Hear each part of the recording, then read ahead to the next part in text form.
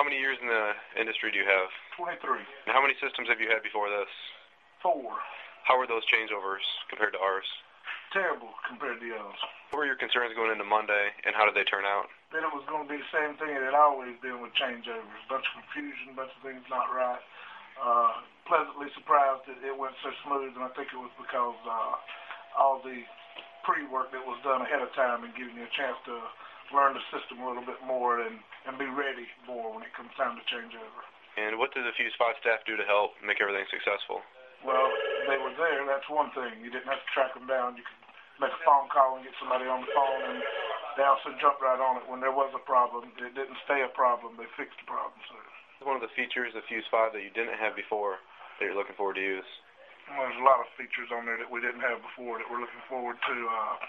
Anywhere from picture cataloging that's updated and to just a lot faster system. Once you become adept at using a point-and-click system, it's going to be so much faster than actually typing out things. And it's just got, you can tell it's a bigger system. It's going to do so much more than what a small system can do.